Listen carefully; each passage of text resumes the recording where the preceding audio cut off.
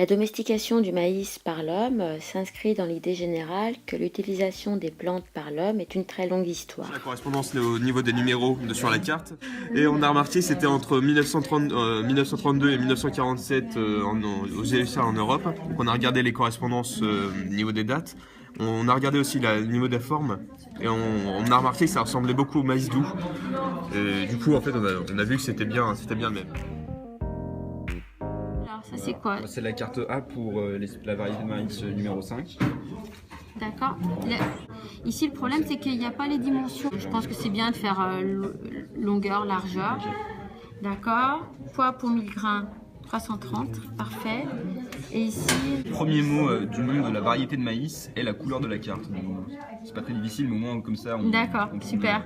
Et donc comment tu penses la plier la carte alors? Et bah du coup, vu que là sur le recto on a pile la place pour marquer toutes les informations qu'on veut et qu'il reste la place en bas. Oui. Et que là pareil, et ben on peut replier juste là. Et comme ça on garde la carte comme ça. Ah c'est pas Et on mal. voit pas le nom. Ah c'est pas mal. Bon ben c'est bon, tu peux la dupliquer et tu oublies pas de mettre les valeurs et la couleur. Réalisé, c'est le maïs blanc doré, donc juste celui-là. On remarque, j'ai marqué son PMG de 410.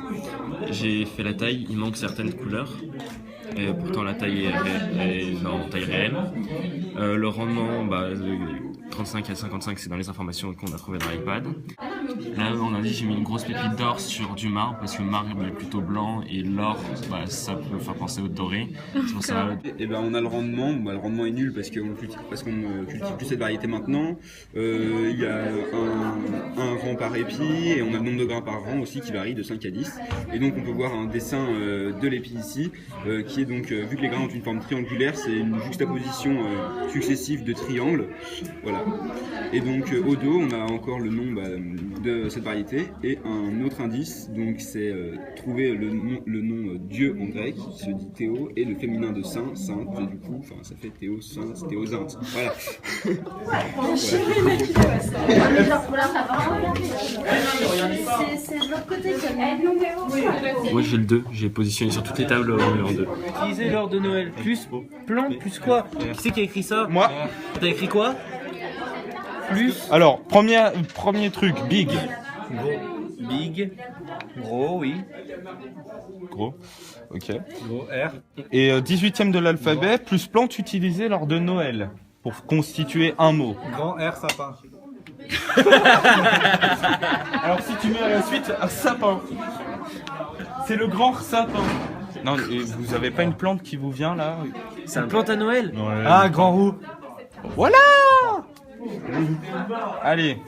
Big grand roux. Maïs popcorn, et il s'appelle pas comme ça. Maïs popcorn, juste. Regarde. Jaune de bad.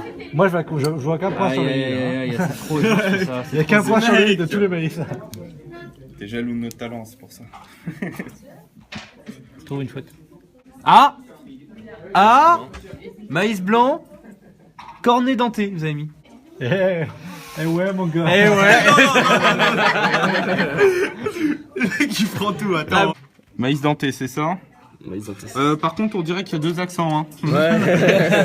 C'est pas bien écrit. Alors, je vais pas faire sur l'écriture parce que moi, c'est pire. Bien, t'assumes. 8. Ah oui. Ah, le maïs, ça peut que. Maïs tropicaux, oui. Il